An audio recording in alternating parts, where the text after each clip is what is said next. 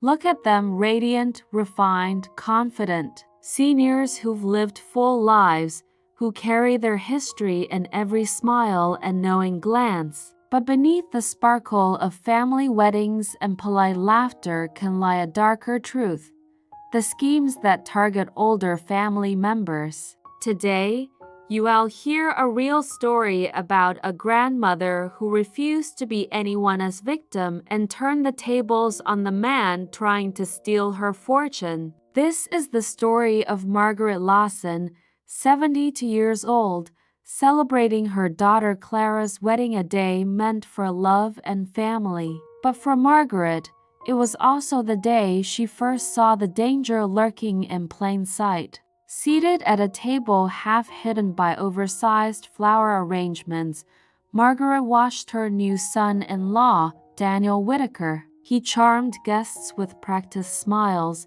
his polished words wrapping everyone in trust. She noticed his mother's cold, dismissive glances at her. Margaret wasn't fooled. She saw the manipulation behind Daniel's perfect grin.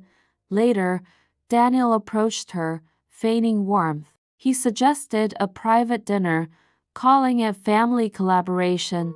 Margaret smiled thinly, trading sarcastic quips, but inside she felt a chill. She knew he was setting the stage for something more. At dinner, Daniel's charm turned calculated. He produced paperwork, protective measures. He called them power of attorney documents, giving him control over her finances and even medical decisions. He spoke of her vulnerability as a widow. Margaret kept her expression calm. She politely deflected, saying she'd need to consult her lawyer. Inside, she felt fury. How many other elders had he tricked like this? But she wouldn't show it, not yet. Back home, Margaret opened the hidden safe her late husband Edward had prepared for her. Inside, she found documents for an irrevocable $33 million trust. Edward had known someone might try to exploit her, and he'd locked the fortune away beyond the reach of fraud. Margaret contacted Helen Grant, Edward's lawyer. Helen confirmed that even with power of attorney, Daniel couldn't touch the trust. But they could do more. They could expose him for who he really was and stop him from hurting anyone else. Margaret sat down with Clara and told her the truth. Daniel has planned to steal her inheritance. Clara was devastated. She didn't want to believe it, but Margaret had proof: messages, documents, recorded conversations. Finally, Clara agreed to help set the trap. They arranged a meeting.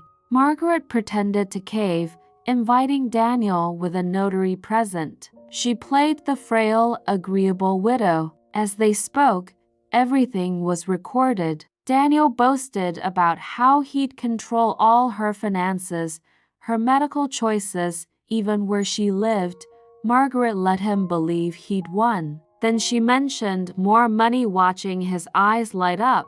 And finally, she gave the signal.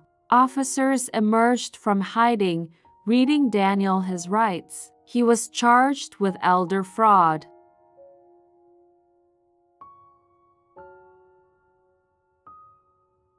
News of his arrest spread quickly, revealing a web of similar cons against vulnerable seniors.